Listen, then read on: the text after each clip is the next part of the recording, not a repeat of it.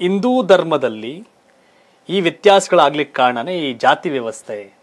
ಇದನ್ನ ಸರಿ ಮಾಡ್ಲಿ ಅಂತ ಹೇಳ್ತಾರೆ. ಹೌದು, ಸತ್ಯ, ಅದನ್ನು ಒಪ್ಕೊಳ್ತೀನಿ. ಸರಿ ಆಗ್ಬೇಕು. ಹೌದೌದು. ಯಾಕೆಂತಂದ್ರೆ ಮೊಘಲರು ಬಂದಿದ್ದು ಎಷ್ಟು ನಮ್ಮ ದೇಶಕ್ಕೆ 47 ಜನ ಹೆಂಗಸ್ರನ್ನ ಕರ್ಕೊಂಬಂದಿರಲಿಲ್ಲ. ಅವರು ನಮ್ಮಲ್ಲಿ ಇದ್ದದ್ದನ್ನು ಲೂಟಿ ಮಾಡ್ಕೊಂಡು ಹೋಗ್ಲಿಕ್ಕೆ ಅಂತ ಟರ್ಕಿ ಈ ಕಡೆಯಿಂದ ಅಫ್ಘಾನಿಸ್ತಾನದಿಂದ ಬಂದರು. ಆದರೆ ಇಲ್ಲಿ ಹೆಂಗೆ ಮುಸ್ಲಿಮ್ರು ಇಷ್ಟು ಜನ ಆದರು? ಆ ಬಂದವರು ಮಾಡಿದಂತಹ ಅತ್ಯಾಚಾರ, ಅನಾಚಾರ ನಮ್ಮ ಹಿಂದೂ ಹೆಣ್ಮಕ್ಳನ್ನೇ ಅವತ್ತಿನ ದಿವಸ 1000 ವರ್ಷಗಳ ಹಿಂದೆ ಅವರು ಮಾಡಿದಂಥ ಅತ್ಯಾಚಾರಕ್ಕೇನಾಯಿತು, ಇವರು ಒಬ್ಬ ನಾಯಿ ಮುಟ್ಟಿದ ಮಡಿಕೆ ನಾನು ಆಗಬಾರ್ದು ಅಂತೇಳಿ ನಮ್ಮ ಹೆಣ್ಣುಮಕ್ಕಳು ಒಪ್ಕೊಂಡು ಹೋಗ್ಬಿಟ್ರು. ಬಲಾತ್ಕಾರಕ್ಕೆ ಸಿಕ್ಕಿದವರೆಲ್ಲ ಮುಸ್ಲಿಮರಾದರು, ಹುಟ್ಟಿದ ಮಕ್ಕಳೆಲ್ಲ ಮುಸ್ಲಿಮರಾದರು. 1000 ವರ್ಷಗಳ ಹಿಂದೆ ಒಂದು ಉದಾಹರಣೆ ಹೇಳ್ತೀನಿ ನಾನು. ಮಲ್ಲಿಕಾಫರ್ ಅಂತೇಳಿ ಒಬ್ಬ ಇದ್ದ ಸೇನಾಧಿಪತಿ, 67 ಜನ ಹೆಣ್ಣುಮಕ್ಕಳನ್ನು ಮದುವೆ ಆದ. ಇವತ್ತಿಗೂ ಸಮಾಧಿ ಇದೆ ಬಿಜಾಪುರದಲ್ಲಿ. ಅಷ್ಟು ಜನನ ಕಡಿದು ಬಾವಿಗೆ ಹಾಕಿದ್ದವನು. ಅಷ್ಟು ಸಮಾಧಿ ಇವತ್ತಿಗೂ ನೋಡ್ಕೊಂಬನ್ನಿ. ಒಬ್ಬೊಬ್ಬರಿಗೆ 10 ಮಕ್ಕಳು ಅಂತಂದ್ರೆ 670 ಮಕ್ಕಳಾಗೋಯ್ತು. 1000 ವರ್ಷದ ಹಿಂದೆ 670 ಮಕ್ಕಳು, ಇವತ್ತು 6 ಲಕ್ಷ ಮಕ್ಕಳಾಗಿರಲ್ವ? ಅವರೆಲ್ಲ ಯಾರು? ಮೂಲತಃ ತಾಯಿ ಹಿಂದೂನೇ. ಬಲಾತ್ಕಾರಕ್ಕೆ, ಅತ್ಯಾಚಾರಕ್ಕೆ, ಅನಾಚಾರಕ್ಕಾಯಿತು. ಇದು ಯಾಕಾಯಿತು ಅಂತಂದರೆ ಮೂಲತಃ ನಾನು ಹೇಳೋದು ಜಾತಿ ವ್ಯವಸ್ಥೆನೇ ಮಾಡಿದ್ದು. ಯಾಕೆ ಜಾತಿ ವ್ಯವಸ್ಥೆ ಮಾಡಿದ್ರು?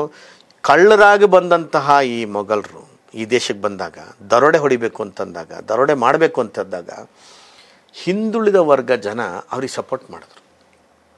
ಯಾಕೆ ಸಪೋರ್ಟ್ ಮಾಡಿದ್ರು ಅಂದರೆ ಅವ್ರಿಗೆ ತಿನ್ನಕ್ಕೆ ಗತ್ತಿರಲಿಲ್ಲ ಪಾಪ, ಕೂಲಿ ಮಾಡಬೇಕಾಗಿತ್ತು. ಅದಕ್ಕೆ ಸರಿಯಾದಂಥ ಕೂಲಿಗೆ ಸರಿಯಾದಂಥ ಮಾನದಂಡದ ದುಡ್ಡು ಸಿಗ್ತಿರಲಿಲ್ಲ. ಬಲಿಷ್ಠರು ಕಡೆ ನಡೆದು ಹೋಗ್ತಿತ್ತು. ದೇವಸ್ಥಾನಕ್ಕೆ ಒಳ ಪ್ರವೇಶ ಇರಲಿಲ್ಲ. ನಮಗೆ ಇಲ್ಲದಂಥ ದೇವಸ್ಥಾನ ಇದ್ದೇನು ಪ್ರಯೋಜನ ನೋಡಿ, ದುಡ್ಡು ಚಿನ್ನ ಎಲ್ಲ ಇರೋದು ಅಲ್ಲಿ ಅಂತ ತೋರಿಸ್ಕೊಟ್ರು. ಆವಾಗ ಇವ್ರು ನುಗ್ಗಿದ್ರು, ಹೊಡೆದ್ರು. ನಮ್ಮಲ್ಲಿ ಒಗ್ಗಟ್ಟುತನ ಇದ್ದಿದ್ದರೆ, ನಮ್ಮಲ್ಲಿ ಸಮಾನತೆ ಅಂತ ಇದ್ದಿದ್ದರೆ ಅವ್ರನ್ನ ಆವಾಗಲೇ ದೇವಸ್ಥಾನಕ್ಕೆ ಕರ್ಕೊಂಡು ಹೋಗೋದು, ದೇವಸ್ಥಾನದಲ್ಲಿ ಇರಿಸ್ಕೊಳ್ಳೋದು, ನಾವು ನೀವು ಒಂದೇ ಅಂತ ಆಗಿದ್ದಿದ್ರೆ ಅವಾಗ ಈ ಮೊಘಲರನ್ನೇ ಹೊಡೆದು ಓಡಿಸ್ಬಿಡ್ಬೋದಿತ್ತಲ್ಲ. ನಮ್ಮ ದೇಶಕ್ಕೆ ಪರಕೀಯರ ದಾಳಿನೇ ಆಗ್ತಿದ್ದಿಲ್ಲ. ನಮ್ಮ ವೀಕ್ನೆಸ್ಸು, ನಮಗಾದಂಥ ಅನ್ಯಾಯ 1000 ವರ್ಷ ಅನುಭವಿಸ್ಕೊಂಡು ಬಂದಿದ್ದೀವಿ. ಈಗ ಆಗ ಮಾಡಿದಂಥ ಕರ್ಮ ಈಗ 1000 ವರ್ಷಗಳ ಕಾಲ ಅದೇ 600 ವರ್ಷಗಳ ಕಾಲ ಕನ್ವರ್ಷನ್ ಆಗಿ ಮುಸ್ಲಿಮ್ ಆಗಿದ್ದು ಈ ದೇಶ. ಇಂಗ್ಲೀಷ್ನವ್ರು ಬಂದರು, ಮುಸ್ಲಿಮ್ ಆಗೋದನ್ನು ತಡೆದ್ರು, ಕ್ರಿಶ್ಚಿಯನ್ ಮಾಡಿದ್ರು. ಎಷ್ಟು ಜನ ಕ್ರಿಶ್ಚಿಯನ್ ಆದರು? ಈಗ ಅಳದು ಉಳಿದಂಥವ್ರು ಹಿಂದೂಗಳಿದ್ದೀವಿ. ಅವರೂ ಮತಾಂತರ ಮಾಡ್ಕೊಂಡು ಈ ಕನ್ವರ್ಷನ್ ಆಗ್ತಕ್ಕಂಥ ಪರಿಸ್ಥಿತಿನಲ್ಲಿ ಈಗಿದೆ. ಇನ್ನೊಂದಿಷ್ಟು ಲವ್ ಜಿಹಾದ್ ಹೆಸರಿನಲ್ಲಿ ಆಗ್ತಕ್ಕಂಥದ್ದಿದೆ. ಹಾಗಿದ್ರೆ ನಿಜವಾದ ಹಿಂದೂಗಳು ಬದುಕ್ತಕ್ಕಂಥ ಪರಂಪರೆ ಉಳಿಸ್ಬೇಕು ಅಂತ ಅನ್ನೋಷ್ಟು ಹೊತ್ತಿಗೆ ಪುನಃ ನಮಗೊಂದು ಕಬ್ಬಿಣದ ಕಡಲೆ ಆಗಿರೋದು ಯಾವುದು ಅಂದರೆ ಶ್ರೇಷ್ಠತೆ. ಯಾರು ಶ್ರೇಷ್ಠರು?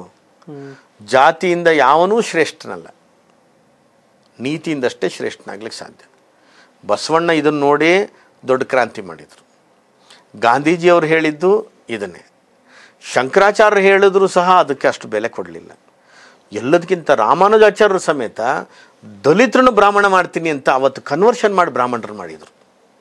ಇವತ್ತು ತಿರುಪತಿ ಆ ಭಾಗದಲ್ಲಿ ಸುಮಾರಷ್ಟು ಜನ ಬ್ರಾಹ್ಮಣರಿದ್ದಾರಲ್ಲ, ಅವರೆಲ್ಲ ಒಂದು ಕಾಲದಲ್ಲಿ ದಲಿತರಾಗಿದ್ದಂಥವ್ರನ್ನ ಕನ್ವರ್ಟ್ ಮಾಡಿದ್ದು ರಾಮಾನುಜಾಚಾರ್ಯರು. ರಾಮಾನುಜಾಚಾರ್ಯರು ಕನ್ವರ್ಟ್ ಮಾಡಿದರು ಅನ್ನೋ ಕಾರಣಕ್ಕೆ ಇದೇ ಅವರ ಸಮುದಾಯದಲ್ಲಿ ಪುರೋಹಿತಶಾಹಿಗಳೇ ಅವ್ರನ್ನ ಚೋಳ ಮಹಾರಾಜನಿಗೆ ಹೇಳಿಕೊಟ್ಟು ಕಣ್ಕಿಳಿಸಕ್ಕೆ ಹೋಗ್ತಾರೆ.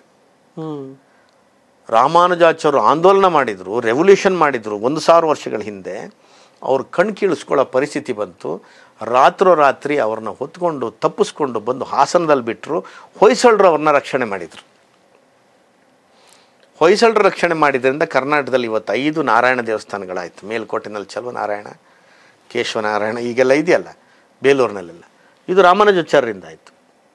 ಹಾಗಿದ್ರೆ ಆಂದೋಲನ ಅವತ್ತೂ ತಂದರು ಅವರೆಲ್ಲ. ಮತ್ತೆ ಮತ್ತೆ ಮತ್ತೆ ದಾಸರುಗಳು ಹೇಳಿದ್ರು, ಜಾತಿಯಿಂದ ನೀವು ಹೋಗಬೇಡಿ. ಎಷ್ಟು ಮಾಡಿದ್ವಿ ಅಂದರೆ ಕನಕದಾಸರಂಥ ಅಪ್ರತಿಮ ಪಾಂಡಿತ್ಯ ಇದ್ದಂಥವ್ನು ನಮಗಿನ್ನು ಸಿಕ್ಕಲಿಕ್ಕೆ ಸಾಧ್ಯ ಇಲ್ಲ. ಅಂಥ ಕನ್ನಡ ಸಾಹಿತ್ಯ, ಅಂಥ ಒಂದು ಫಿಲಾಸಫಿ, ಅಂಥವ್ರನ್ನ ಕುರುಬರು ಅಂತ ಬ್ರ್ಯಾಂಡ್ ಮಾಡಿ ಇಟ್ಟಿದ್ದೀವಿ. ಅವನು ಯಾಕೆ ಬ್ರಾಹ್ಮಣ ಅಂತ ಕರೆದಿಲ್ಲ? ಬ್ರಹ್ಮಜ್ಞಾನ ಇರಲಿಲ್ವ ಅವನಿಗೆ? ಪುರಂದರದಾಸರನ್ನ ಯಾಕೆ ಬ್ರಾಹ್ಮಣ ಅಂತ ಕರೆದಿಲ್ಲ? ಬ್ರಹ್ಮಜ್ಞಾನ ಇರಲಿಲ್ವ ಅವರಿಗೆ? ನಾವು ಜಾತಿನಲ್ಲೇ ಕಟ್ಕೊಂಡು ಈ ಸನಾತನ ಧರ್ಮಕ್ಕೆ ಶಾಪವಾಗಿ ಬಂದಿರೋದು. ಇವತ್ತಿಗೂ ಸಮೇತ ಯಾರಾದರೂ ಒಬ್ಬ ಬ್ರಾಹ್ಮಣ ಜಾತಿ ಪ್ರೀತಿ ಧರ್ಮಕ್ಕೆ ಸಂಚಕಾರ ಆಗಿದೆ. ಅದನ್ನು ಓಪನ್ ಆಗಿ ನಾನು ಹೇಳ್ತೀನಿ. ಯಾವಾಗ ನಾವು ಜಾತಿ ಬಿಡ್ತೀವಿ, ಯಾವಾಗ ಜಾತಿ ಬಿಡೋದು ಅಂತಂದರೆ ಶಿಷ್ಟಾಚಾರ ಬಿಡೋದಲ್ಲ, ನಾನು ಹೇಳೋದು ಜಾತಿ ಬೇಕು. ಯಾಕೆ ಬೇಕು ಅಂತಂದರೆ ಅವರ ಆಚಾರ ವಿಚಾರ ಸಂಪ್ರದಾಯಗಳಿಗೆ ಜಾತಿ ಬೇಕು. ಈಗ ಒಂದು ಆಹಾರದ ಪದ್ಧತಿ ಬಂದರು, ಲಿಂಗಾಯತರ ಮನೆಯಲ್ಲಿ ಅವ್ರದ್ದು ಆಹಾರ ಪದ್ಧತಿ ಬೇರೆ, ಅವ್ರದ್ದು ಆಚಾರ ವಿಚಾರಗಳು ಬೇರೆ. ಒಕ್ಕಲಿಗರ ಮನೆದು ಅವ್ರದ್ದು ಬೇರೆ, ಬೇಡ್ರ ಮನೆದು ಅವ್ರದ್ದು ಬೇರೆ, ಕುಂಬಾರರ ಮನೆದು ಅವ್ರದ್ದು ಬೇರೆ, ಗಾಣಿಗರ ಮನೆದು ಅವ್ರದ್ದು ಬೇರೆ. ಹಾಗಾಗಿ ಅವ್ರವ್ರ ಸಂಸ್ಕಾರ ಬೇಕಲ್ಲ, ಅವ್ರವ್ರ ಸಂಸ್ಕಾರ ಅವ್ರವ್ರ ಪದ್ಧತಿಗೆ ಬೇಕು. ಹಾಗಂತೇಳಿ ಗಾಣಿಗನೂ ಉತ್ತಮ, ಬ್ರಾಹ್ಮಣನೂ ಉತ್ತಮ, ಇವನು ದಲಿತ ಅಧಮ, ಕುರುಬ ಅಧಮ, ಇವೆಲ್ಲ ಮಾಡಿದ್ದು ನಾವು ದೊಡ್ಡ ತಪ್ಪು. ಯಾರ್ರೀ ಅಧಮ? ಈ ದೇಹಕ್ಕೆ ಜ್ವರ ಬಂದರೆ ಎಲ್ಲರಿಗೂ ಒಂದೇ ಥರದೇ ಜ್ವರ ಬರೋದು, ರೋಗ ಬಂದರೆ ಎಲ್ಲರಿಗೂ ಒಂದೇ ಥರ. ಕ್ಯಾನ್ಸರ್ ಬಂದರೆ ಬ್ರಾಹ್ಮಣರ ಕ್ಯಾನ್ಸರ್ ಬೇರೆ, ಒಕ್ಕಲಿಗರು ರಕ್ತ, ಲಿಂಗಾಯತರ ರಕ್ತ, ಬ್ರಾಹ್ಮಣರ ರಕ್ತ ಅಂತಿರಲ್ಲ, ಎ ಪಾಸಿಟಿವ್ ಬಿ ಪಾಸಿಟಿವ್ ಅವೆಲ್ಲ ಏನಿಲ್ಲ ಇರೋದಲ್ಲ. ಇದಿರೋದು ಈಗ ನಾವು ಇಷ್ಟೇ ನೋಡ್ತೀವಲ್ಲ. ನಾನೊಂದು ಎಷ್ಟು ಲಕ್ಷ ಪೇಷಂಟ್ಗಳನ್ನು ನೋಡಿರ್ಬೋದು, 28 ವರ್ಷ ಆಯಿತು ಡಾಕ್ಟ್ರಾಗಿ. ಅಂಥದ್ರೊಳಗೆ ಯಾವುದೇ ಪೇಷಂಟಿಗೂ ಈ ಬ್ರಾಹ್ಮಣರ ಫೀವರ್ ಬೇರೆ ಇದೆ, ಒಕ್ಕಲಿಗರಿಗೆ ಫೀವರ್ ಬೇರೆ ಇದೆ ಅಂತ ಇಲ್ಲವೇ ಇಲ್ಲ. ಬ್ರಾಹ್ಮಣರ ದುಃಖ ಬೇರೆ, ದಲಿತರ ದುಃಖ ಬೇರೆ ಅಂತ ಇಲ್ಲವೇ ಇಲ್ಲ. ಕುಂಬಾರಿಗೆ ನಗು ಬೇರೆ ಬರುತ್ತೆ, ಗಾಣಗಿರಿಗೆ ಖುಷಿ ಬೇರೆ ಬರುತ್ತೆ, ಇಲ್ಲವೇ ಇಲ್ಲ. ಮನುಷ್ಯತ್ವ ಅನ್ನೋದು ಎಲ್ಲ ಒಂದೇ. ನೀವು ತಿನ್ನೋದ್ರೊಳಗೆ ಇಲ್ಲಿ ಸ್ವಲ್ಪ ಅನ್ನಕ್ಕೆ ತುಪ್ಪ ಹಾಕೋಬೋದು, ಅಲ್ಲಿ ಅನ್ನಕ್ಕೆ ಕೊಬ್ಬರಿ ಎಣ್ಣೆ ಹಾಕೋಬೋದು. ತಿಂದಿದ್ದು ಅನ್ನನೇ ತಾನೆ. ಇದಿರಬೇಕಾಗಿತ್ತು. ಇನ್ನೂ ತಿದ್ಕೊಂಡಿಲ್ಲ ಅನ್ನೋದಿದೆಯಲ್ಲ, ಅದು ನಮ್ಮ ದೊಡ್ಡ ಪ್ರಾರಬ್ಧವಾಗ್ತಾ ಇದೆ. ಇನ್ನೂ ತಿದ್ಕೋಬೇಕು. ಇವತ್ತಿಗೂ ತಿದ್ಕೊಂಡಿಲ್ಲ. ನಮ್ಮ ಕರಾವಳಿಯಲ್ಲಿ ನಾನು ಓಪನ್ ಆಗಿ ಹೇಳ್ತಾ ಇದ್ದೀನಿ, ನಿಮ್ಮ ಕರ್ನಾಟಕ ಟಿ ವಿನಲ್ಲಿ ಇವತ್ತಿಗೂ ಸಮೇತ ನಾಗದೇವರನ್ನು ಬೇರೆ ಜಾತಿಯವರಿಗೆ ಮುಟ್ಲಿಕ್ಕೆ ಬಿಡ್ತಾ ಇಲ್ಲ. ಪೂಜೆ ಮಾಡ್ಬೇಕಾದ್ರೆ ಬೇರೆಯವರೆಲ್ಲ ಪೂಜೆ ಮಾಡಬೇಕು. ಇದು ಬೇಡವೇ ಬೇಡ ಅಂಥೇಳಿ ಹಿಂದುಳಿದ ವರ್ಗದವರು ಏನು ಮಾಡಿದ್ರು, ಭೂತಾರಾಧನೆ ತಂದ್ಕೊಂಡ್ರು, ದೈವಾರಾಧನೆ ತಂದ್ಕೊಂಡ್ರು. ತನಗಿಚ್ಛೆ ಬಂದಂಗೆ ಭೂತಾರಾಧನೆ ಮಾಡ್ಕೊಂಬಂದ್ಬಿಟ್ರು, ತನಗಿಚ್ಛೆ ಬಂದಂಗೆ ಭೂತದ ಕೋಲಗಳನ್ನು ಮಾಡ್ಕೊಂಬಂದ್ಬಿಟ್ರು. ದೇವ್ರನ್ನ ಮುಟ್ಲಿಕ್ಕಿಲ್ಲ, ದೇವಸ್ಥಾನಕ್ಕೆ ಹೋಗ್ಲಿಕ್ಕಿಲ್ಲ ಅಂದದ ಕಾರಣದಿಂದ ಇವತ್ತೇನಾಯಿತು, ದೇವಸ್ಥಾನಗಳಿಗಿಂತಲೂ ಭೂತಾರಾಧನೆ ವೈಭವೀಕರಣ ಆಗ್ತಾ ಇದೆ. ಈ ಭೂತಾರಾಧನೆಯೂ ಪುರೋಹಿತಶಾಹಿಗಳು ಮತ್ತೆ ಕೈ ಇಡ್ತಾ ಇದ್ದಾರೆ.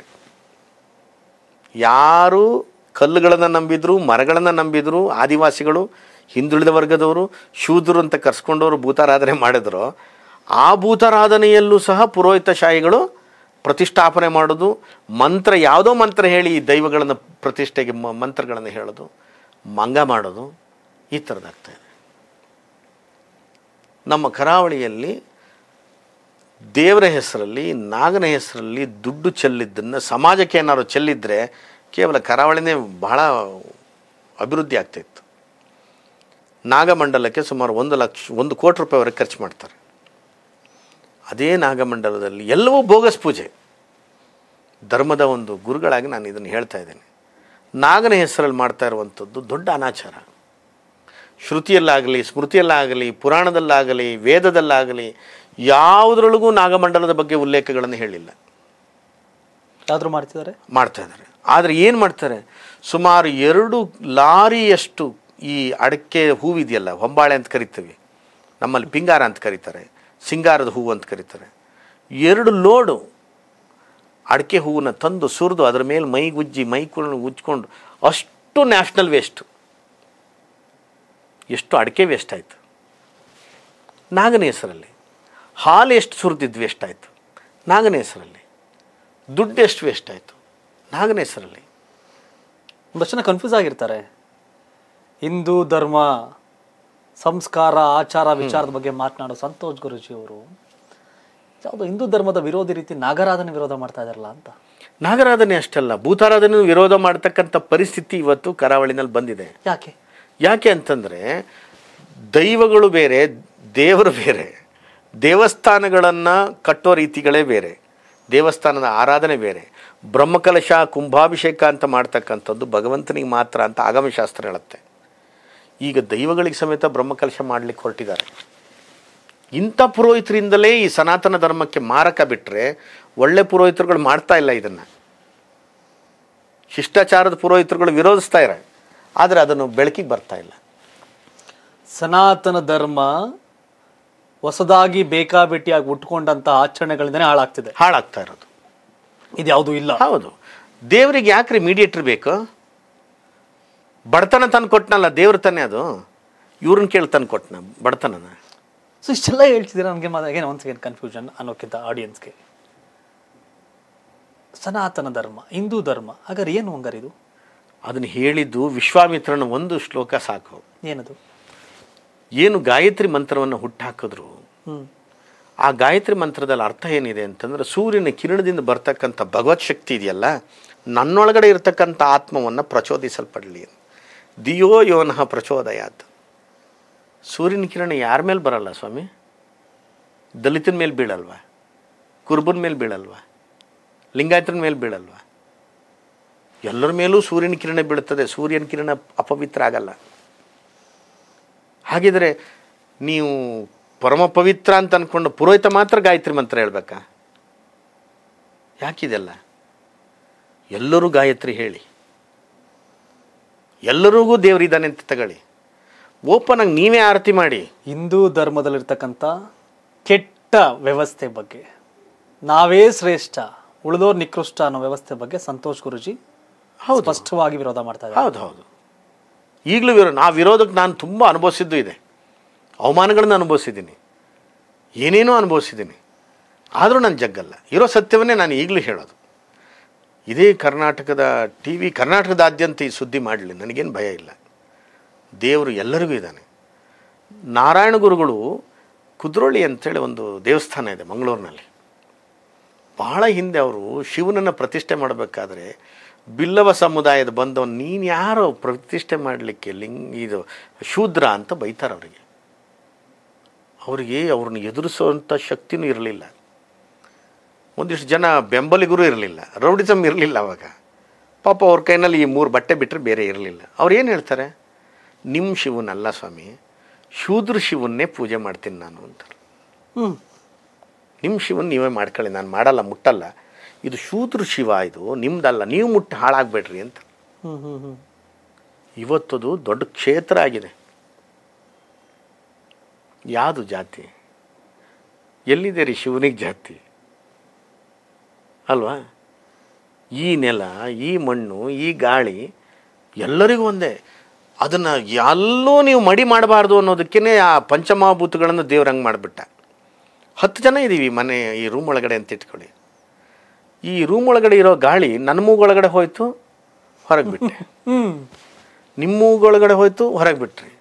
ಇನ್ನೊಬ್ರು ಮೂಗೊಳಗೆ ಅಯ್ಯೋ ಈ ಕುರುಬ ಬಿಟ್ಟ ಅಂತ ನಾನು ಬ್ರಾಹ್ಮಣ ಒತ್ತಿಟ್ಕೊಂಡ್ಬಿಟ್ಟೆ ಅಂತಂದ್ರೆ ನಾನು ಸತ್ತೇ ಹೋಗ್ಬಿಡ್ತೀನಿ. ವಾವ್, ಯಾವುದು ಶುದ್ಧ ಮಾಡ್ಕೊಂಡಿದ್ದು ನಾನು? ಅವನು ಉಸಿರಾಡ್ಬಿಟ್ಟಿದ್ದ ಗಾಳಿನೇ ಮತ್ತೆ ನಾನು ಉಸಿರಾಡಿದ್ನಲ್ಲ. ವಾತಾವರಣ ಶುದ್ಧವಾಗಿದೆ, ಮನಸ್ಸುಗಳು ಮೈಲಿಗೆ ಆಗಿದೆ ಅಂತ ಹೇಳ್ತಿದ್ದೀನಿ ಅಷ್ಟೇ. ಮನಸ್ಸು ಶುದ್ಧ ಆಗಿದ್ದರೆ ಸನಾತನ ಧರ್ಮವನ್ನು ಅಲ್ಲಾಡ್ಸೋಕ್ಕಾಗಲ್ಲ, ಬೆಂಕಿ ಆಗ್ತಿತ್ತು. ಸನಾತನ ಧರ್ಮ ಹೇಳ್ಕೊಟ್ಟಿದ್ದನ್ನು